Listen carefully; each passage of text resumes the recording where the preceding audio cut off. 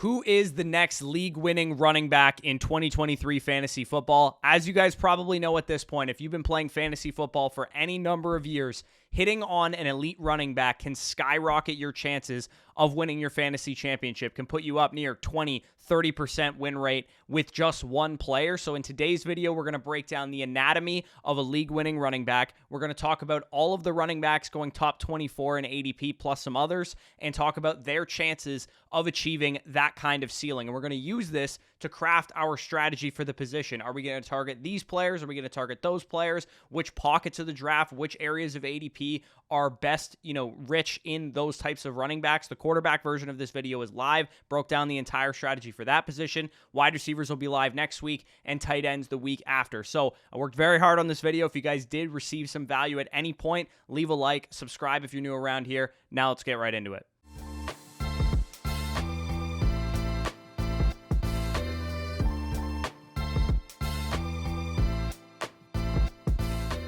All right, so the fundamental concept of this video is we're going to use the framework of past running back league winners, and we're going to measure their peripherals, so their volume, their situations, those kind of things, against the current top 24 running backs in ADP to determine the running backs that we're drafting this summer if they have that kind of ceiling. Because if they don't have that kind of ceiling, it is difficult to justify spending an early pick on a running back in today's current landscape. History is our best indicator for future breakouts, which is why we're using the last 10 years of running back data as our roadmap. At this position, my strategy has always been, if they don't have that elite ceiling, I'm probably not going to draft them. I'm probably going to draft a wide receiver, probably going to draft a quarterback, a tight end who has league-winning potential at their position, because running backs inherently are more prone to injury. They're more fragile than those other positions, and I'm less likely to chase low-end RB1, high-end RB2 production in the early rounds when I can just as easily draft a low-end wide receiver 1 or high-end wide receiver 2 who at least is not going to get injured as often because they don't play running back,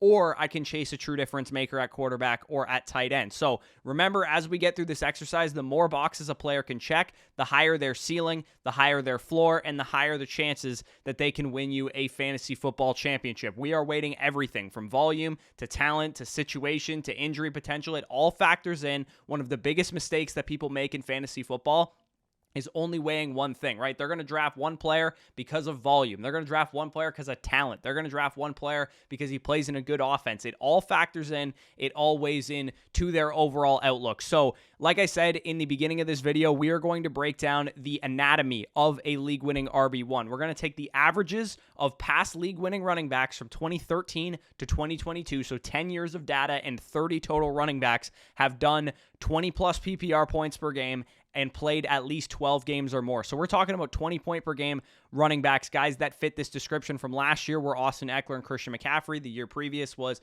Austin Eckler again and Jonathan Taylor. And like I said, there's been 30 since the year 2013 who have achieved this league-winning potential. You guys can see all of them on the screen right now. The first table indicates how much volume it took each of these guys on a per-game basis to achieve their league-winning status. Anything that is highlighted in green indicates that they were above average among these other elite running backs in that category. Yellow, about average, and red, below average. But remember, we are using a sample of only elite running backs here. So even though, 15 carries per game is a pretty good volume metric, it's below average relative to these elite running backs. These are the dudes that we're looking for when we draft a running back in the first few rounds. We want one of these guys, the guys that strike fear into the hearts of your opponent. As you'll notice, while we have had 4 running backs achieve this over the past 2 years, above 20 points per game, Eckler has done it twice, CMC last year did it as well, and then Jonathan Taylor in 2021, we have not had a running back achieve a legendary season, which is qualified as a 23 point per game season, coined by Pat Kerrane, who won Best Ball Mania for this past year, since Dalvin Cook and Alvin Kamara did it back in 2020. So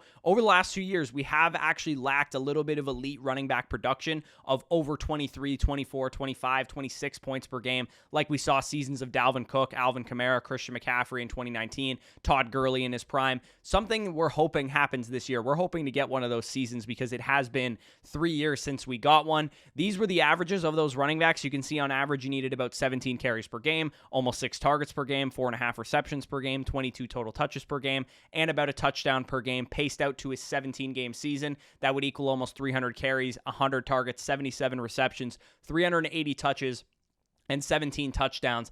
On a full season, we're talking about numbers that are legit RB1 league-winning type of numbers, but volume is not everything at running back. And sometimes running backs could miss out on one area, right? They could only have 200 carries or 220 carries, but make up for it because they had 125 targets and scored 17 touchdowns, for example. So we are going to look at situational factors as well. Things like how good their offense was, how good their offensive line was, how many games did their team win, how old they were when they achieved their elite running back season, how efficient were they and talented on their own from a yards per carry basis, from a yards per touch basis. I tested plenty more than these factors. I looked at PFF grades, yards created per touch, juke rate, yards per route run. I looked at a bunch of things, and these were the most predictive. There was some running backs that were, good in certain other areas, but it wasn't kind of universal across all of these seasons. So I definitely wanted to focus on these. It really all boils down to if a running back fits one of the three paths to elite RB1 production, which I will break down here in a second. So offensive rank and points per game on average, we're talking about running backs that were on top 10 offenses with top 11 offensive lines and run blocking.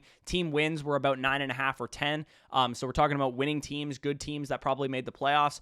Age 25 or under was ideally the age threshold we were looking for, although there were exceptions. And then yards per carry average 4.8 and 5.65 yards per touch. So obviously you would need to be an efficient receiver, or at least more efficient as a receiver than you were as a running back. And those were the averages of the situational factors. So now we're going to break down the top 24 running backs in Underdog ADP and determine if they have a reasonable path, one of the three that I'm going to outline here in a second, to one of these seasons. You can get there just on the basis of elite carry volume, which is path number one. Like Jonathan Taylor did it in 2021, or Derrick Henry has done so in his prime for a number of years. DeMarco Murray in 2014 being the comparisons that we're looking at for elite carry volume seasons. You can get there also on elite receiving usage. Austin Eckler, Alvin Kamara, Le'Veon Bell, Matt Forte, all of these guys, Christian McCaffrey as well, have been the poster childs for elite receiving volume also. And then path number three is high touchdown volume. And sometimes some of these guys did it in multiple ways. For example, Jonathan Taylor in 2021 had a lot of touchdowns and also had a lot of carries. And if you have multiple paths, and potentially if you have all three paths, that's when you get a truly special season like we saw from Christian McCaffrey in 2019, who reached the thresholds for carries, reached the thresholds for targets, and reached the thresholds for touchdowns as well. Some of these guys will truly have legendary upside if they have multiple paths to this elite type of season. So we're going to break down the top 24 running backs in ADP right now on Underdog. If you're not drafting on Underdog, it is the number one place to get sharpened for your home league drafts. And of course, use the promo code FSE for 100% back up to $100. These are real money drafts right now going on. So this ADP is sharp. It is the best one that you should be using as a frame of reference to get ready for your home league. So for each one of these players, we're going to start with running backs 1 to 6, then we're going to go 7 to 12, then we're going to go 13 to 18, and then we're going to go 19 to 24, and then some honorable mentions. I'm going to break down their case, what path they could actually use to get to the elite fantasy seasons that we're looking for. And with all of these metrics, you're going to see that I rank them as yes, no, or a question mark basically, or they could have been yes with green, which means that they would exceed the thresholds we're looking for. I did do these subjectively, so you might disagree on some of my assessments, but I will try and rationalize where I can. The team wins, for example, if you're wondering how I got to the yeses and the nos for that, I looked at things like Vegas team totals, strength of division, strength of schedule, additions and losses for the offseason, their coaching tendencies, and that kind of stuff. So I will rationalize some of the decisions that I made here, and I also do add injury ratings because for this position, they really factor in whether or not you want to hit the draft button on a player. Younger running backs that didn't have any major injury concerns got a minimal concerns tag.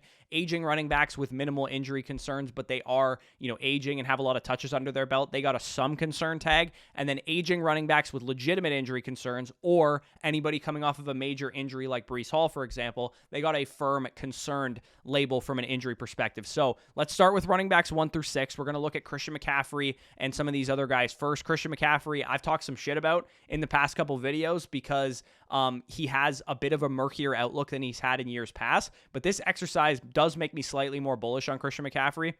Yeah, I have concerns that he's over the age and over the touch apex, and maybe Elijah Mitchell's more involved on the ground than we want to believe. But I don't know about you, but Christian McCaffrey getting 20 touches and staying healthy for 17 games sounds a lot better than Christian McCaffrey getting 28 touches per game and only playing 7 games because he gets injured. He no longer has the legendary upside he once had in 2019, but 100 plus targets is still very much within his range of outcomes, and 12 to 15 touchdowns playing for one of the best offenses in the league, assuming Brock Purdy is the quarterback, is enough to make him in contention for RB1 overall. But if we have some concerns with injury in the preseason or in training camp, if Brock Purdy's not going to be ready, then I probably will move him down a little bit more than I already have. Number 2 running back in ADP is Austin Eckler. He has the same path he's always had, right? Maybe he sees a slight downtick in receiving work because Mike Williams should be healthy, Keenan Allen should be healthy, Quentin Johnson was added in the first round. But this Chargers offense was marred with injuries. All-pro left tackle Rashawn Slater missed like most of the season. Justin Herbert obviously was dealing with some injuries as well, and the whole wide receiver core was banged up. So if they're a top 5 to 10 offense, Austin Eckler is going to punch in another 15 touchdowns, potentially more, and he's going to post another 100-plus targets. So in my opinion, of the top running backs, he's probably the safest. There's no such thing as a safe running back because these guys could all get injured. But I will say, Austin Eckler has the cleanest projection, in my opinion. Number 3 is Bijan Robinson, RB3 right now in ADP. His path is elite volume. And of course, as a rookie, we are doing some projecting with Bijan Robinson. But he was a top 10 NFL draft pick, which doesn't typically happen at running back, especially when you look at the landscape of the position right now. All 3 of these running backs that just got franchise tag can't get contracts. Joe Mixon's taking pay cuts. Dalvin Cook and Alvin Kamara and all these guys are out on the street. And a guy that has legitimate workhorse potential for an offense that is elite at run blocking, was a top offense in terms of running the ball, in terms of volume. He's age 21 years old. He has very little injury concerns. It's an offense that is clearly the best in the division, in my opinion, with all the talent that they have. That might be a hot take, but that's just my opinion of the Atlanta Falcons. I think they could sneakily win 10 games in this division if Ritter can do just enough to keep this offense moving. It's crystal clear to me that the best bet for a legendary upside season, a 23, 24, 25 point per game season,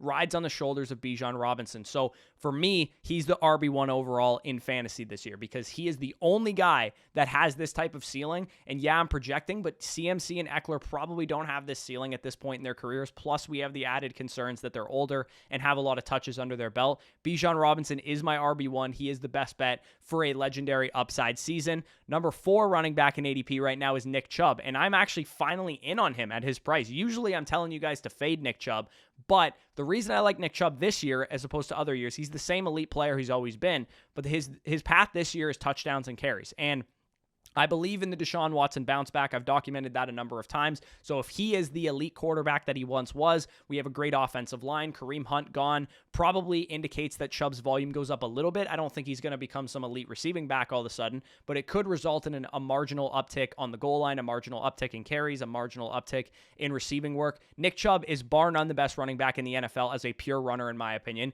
Just picture dropping a prime, elite quarterback, Joe Burrow, Josh Allen of today. That is how good Deshaun Watson was before he was dealing with all this legal situation. So if Deshaun Watson gets back to Deshaun Watson caliber play, which is a top 5 fantasy quarterback the last 3 healthy years he's played, then Nick Chubb is easily going to have 15-plus touchdown upside.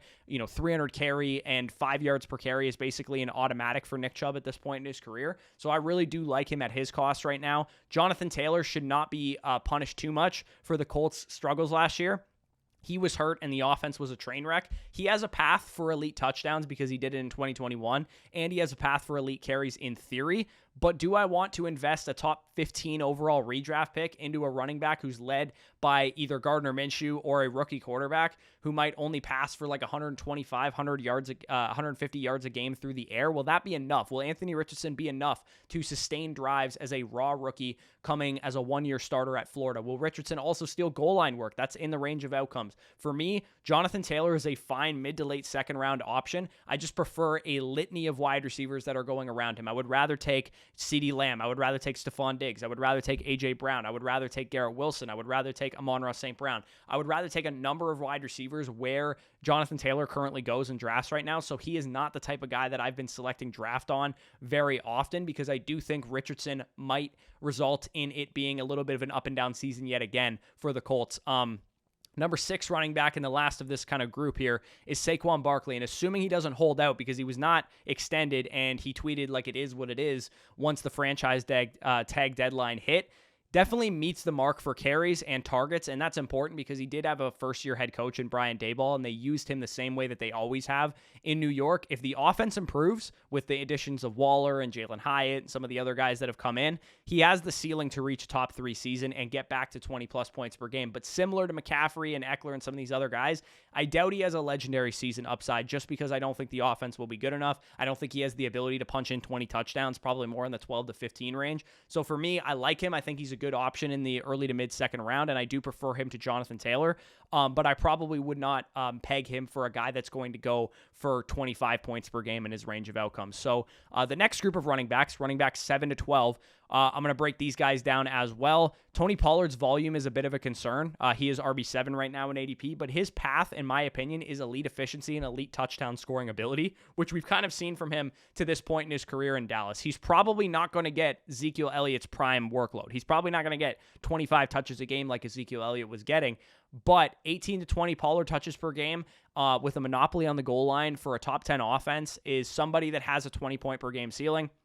He has a solid target projection, 50 to 70 targets in his range of outcomes. I don't think he's going to suddenly become a 100-target running back, but I do think Tony Pollard is a very solid mid-RB1 type of projection. High-end range of outcomes is that he goes over 20 points per game, but probably does not have a legendary upside season just because I don't think his workload will be big enough. Number 8, running back in ADP right now is Derrick Henry, who has moved up my rankings a little bit since the DeAndre Hopkins addition to the Titans. He draws some attention. He allows Treylon Burks to develop at his own pace. And as I brought up the other day in one of the videos I broke down, Henry needs winning or close game scripts to be a hammer for this team and to get a lot of carries. He now possesses 20-point per game upside just simply due to the fact that he could carry the ball 25 times per game, and the Titans being a bit better on offense with DeAndre Hopkins coming in still carries a ton of risk because of his age, because of his touches, because of the offensive line play in Tennessee, the lack of receiving upside. This team could shift over to Will Levis at some point during the season, but I do think the addition of Hopkins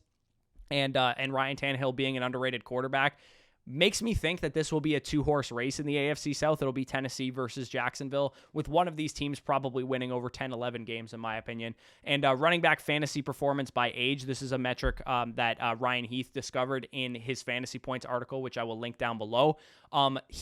Derrick Henry is around the age that running backs will really, really start to taper off. He's going into year 8 of his career, which is definitely not one that we want to see a lot of running backs go into. But once you get to that point in your career, your production is really going to start to taper off. Even if you're a Hall of Fame caliber running back like Derrick Henry, usually those are the types of running backs that make it 8 years in the NFL. And we do have some concerns that he's going to fall off from that kind of perspective. So number 9 running back is Ramondre Stevenson. If he played for a great offense, I think he has a real case to have a legendary upside type of season. But the difficult part is that the Patriots' offense are probably not going to be a great offense. They'll probably be better than they were last year, but how much better are we talking here? Are they going to be marginally better? Are they going to be a lot better? I think they're the fourth best team in their division. I think the Jets, the Dolphins, and Bills, at least on offense, are all better teams. And on paper in that division, it looks like the Patriots could finish last. But I still really do like Ramondre Stevenson as the engine of this offense and the guy who can command, 80 to 90% of all of the thresholds we're looking for. Do I think he's going to be over 300 carries? Probably not, but I do think he can have 270. I don't think he's going to be over 100 targets, but I do think he can be over 80. I don't think he's going to have 17 touchdowns, but I do think he can have 13 or 14. So I think Ramondre is probably not quite to the level of a 20-point per game season, but because he's young and he doesn't have a lot of injury concerns, I do think he's actually a pretty good bet for like mid RB1 production, if that's what you're looking for at the like 2-3 turn area where he currently goes. Josh Jacobs does scare me. He's RB10 right now in ADP, and he scares me from like a vibes and human perspective because this guy led the NFL in rushing last year. He had the most touches in the NFL.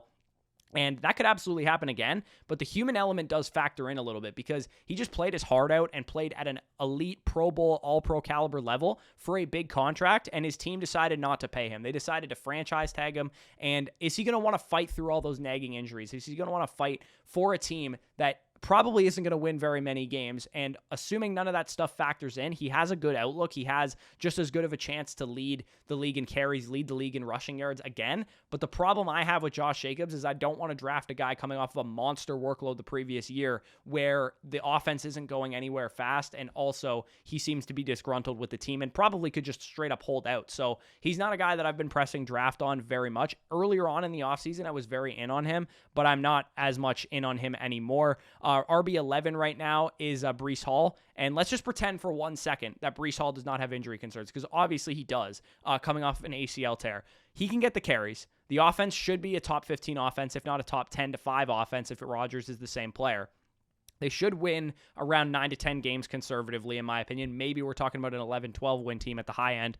And we're talking about the most efficient running back from a yards per carry basis, a yards per touch basis in his rookie season before he got injured. Of course, we cannot ignore the injury. If Dalvin Cook signs with the Jets, if Breece Hall's not practicing, or if Breece Hall's not playing in preseason games, that should kind of indicate that we think that this Breece Hall injury is a legit concern. But if Dalvin Cook doesn't sign there, if Breece Hall is on the field for training camp, if Breece Hall is playing in preseason games, then I'm going to be extremely, extremely bullish on Breece Hall's chances to finish as a top running back this year, because if he's healthy, he can absolutely do it. And I think he has one of the other chances at a legendary upside season, assuming, as the season goes along, he gets a little bit healthier and that kind of thing. So RB12, closing out this kind of tier, this territory, is Najee Harris. His path is still volume. This offense should improve with a second-year Kenny Pickett. They had a rookie quarterback in Mitch Trubisky last year. It was a pretty bad offense. Najee Harris was dealing with injuries last year as well. But in my opinion, similar to the Ramondre argument, except to a lesser extent, they're still the worst team in this division, in my opinion, or at least the worst on paper, or at least the worst offense. And we know that Najee Harris is not going to make up from an efficiency standpoint for any offensive deficiencies that the Pittsburgh Steelers have, because he's been one of the most inefficient starting running backs in the league. So in my opinion, he's the type of running back that you draft at like RB12 and he finishes RB12 and you're totally not satisfied with that performance and you finish 7th in your league. And that's not the type of running back that I want to draft. This is the type of area of the draft where I will just take a receiver with higher upside, like a Calvin Ridley or an Amari Cooper or something like that. So for me, Ramondre Stevenson is the much better version of Najee Harris, and that's kind of what we're looking at from those two guys. And Najee is not really the type of guy that I'm going to be drafting this year. Next, we get into RBs 13 through 18. I'll try and speed this up a little bit here so I'm not keeping you guys too long. RB 13 is Jahmyr Gibbs right now in ADP. The path is pretty simple for him because he's a great receiving back and a good offense. You don't spend the 12th overall pick on a player that you think is just going to be what DeAndre Swift was. As I said for Bijan Robinson, look at how the view in the NFL has changed on running backs. It's very clear that the Lions view Gibbs as different. Otherwise, they wouldn't have spent a first-round pick on the guy. The NFL's not paying running backs anything. We have all these guys available in free agency, and 100-plus targets is something that I can reasonably say is in his range of outcomes. He has the breakaway playability. The only thing I'm really concerned about with Jahmyr Gibbs is how many carries does this guy get and how much work does he get on the goal line? Because if he is the 1A in this offense and he gets 200 plus carries, maybe 220 carries, then I'm not really concerned. I think he'll probably be about a 50% share on the goal line and get most of the receiving work. But they also signed David Montgomery. Is this offense more Montgomery carries the ball 230 times and Gibbs just carries it 140 and he's the main passing down back? He's still going to be valuable in that case, but he's definitely not going to be the type of guy that soaks 50+% of his team's red zone work. And in a good offense, that's part of the draw with Jahmyr Gibbs and the Lions running back. So for me, I think Montgomery is going to cap his ceiling a fair bit, and Jahmyr Gibbs on paper has a really good case to be a top 20-plus point per game PPR running back, but I do think Montgomery has a chance to really, really cap that upside and make him more of like a low-end RB1 than an early to mid RB1. But a 12th overall draft capital pick is something that I'm very, very excited about, and preseason usage will be very, very critical for Jahmyr Gibbs and something that we definitely want to follow going into the preseason. So RB14, ETN, Travis Etienne of the Jacksonville Jaguars. Truthers will cite that he has this great receiving profile from college and potentially a huge uptick in volume coming there. But in my opinion, I think that would have came last year if it was going to come, because he was the main running back there and James Robinson was traded away.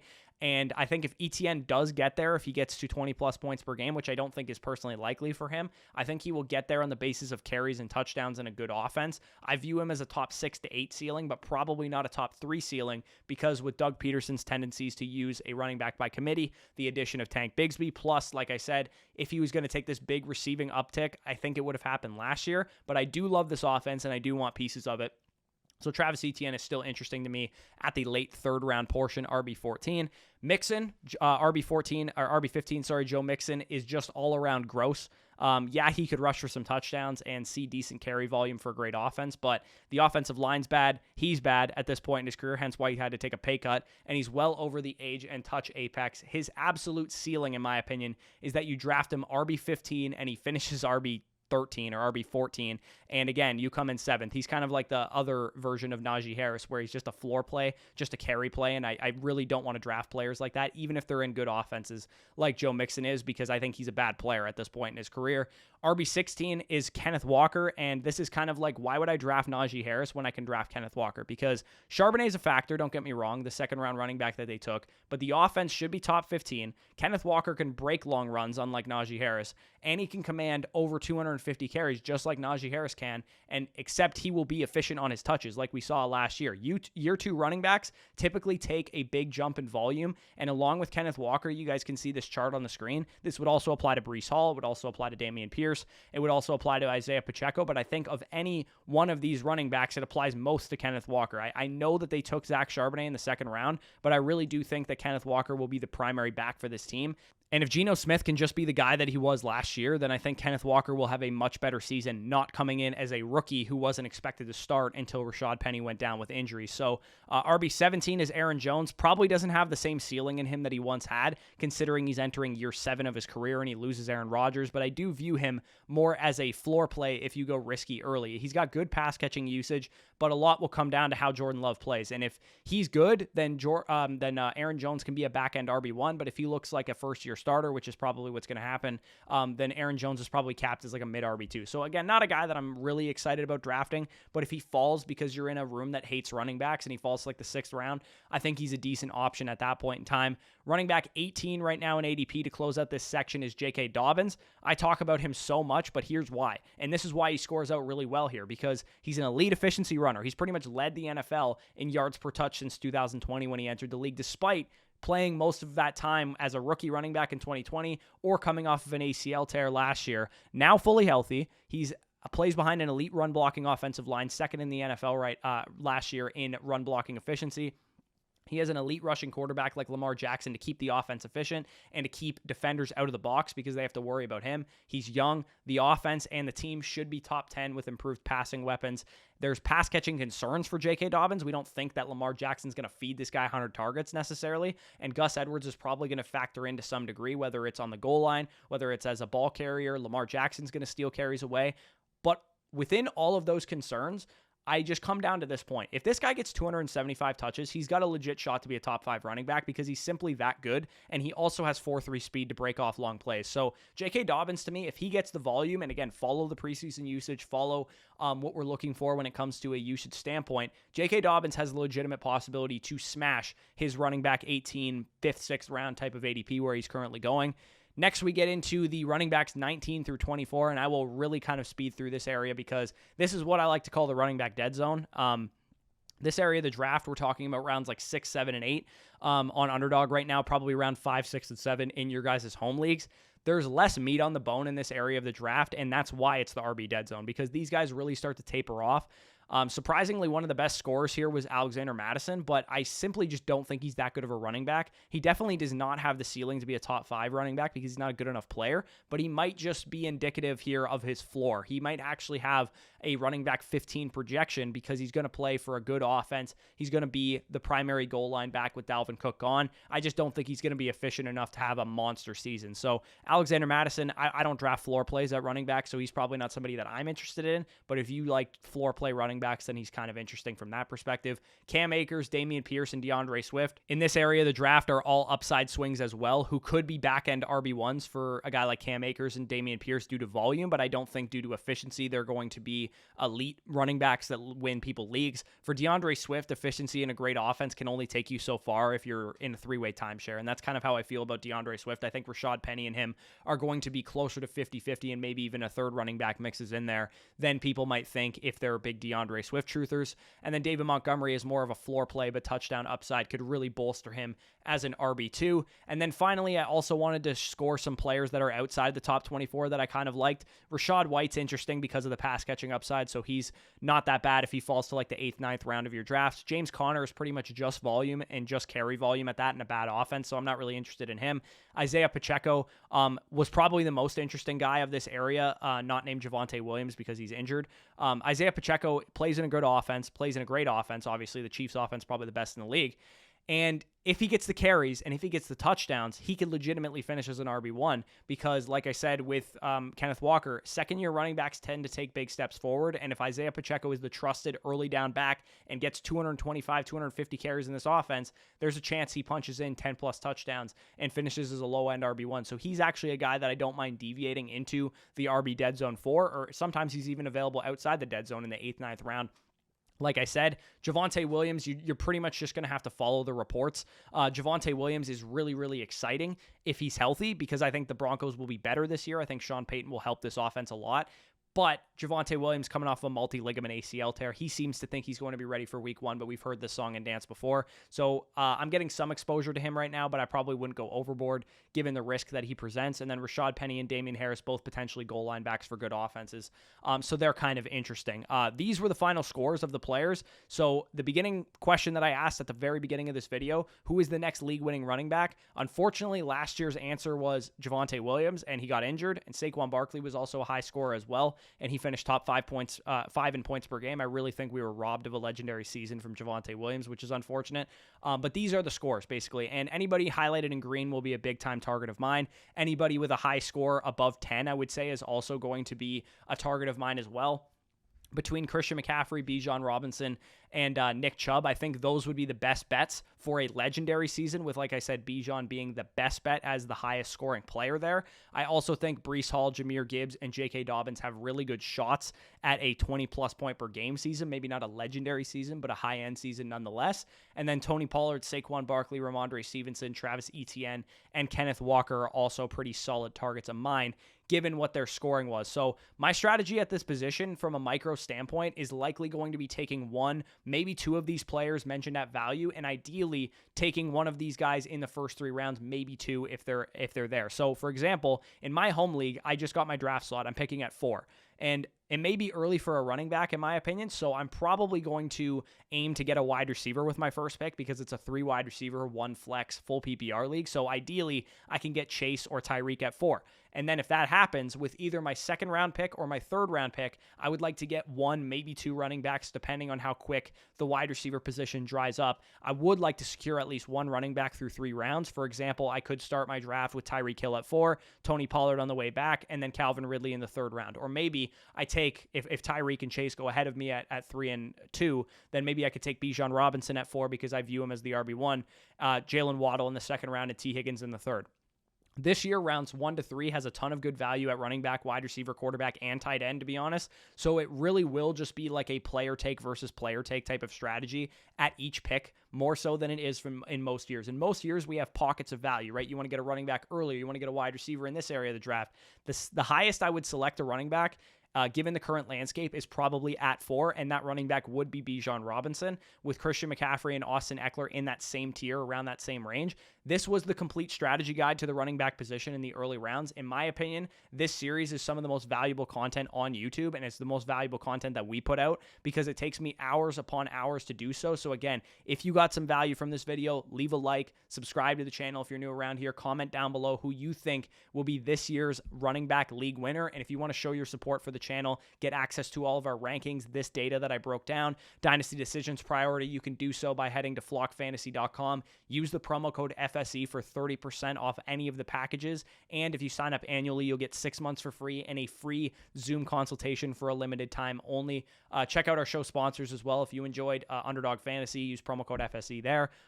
Aura, use our link down below in the description. Elite Picks, use the link down below in the description. Thank you guys for watching this video. Hopefully you enjoyed. Peace out, and I'll talk to you soon.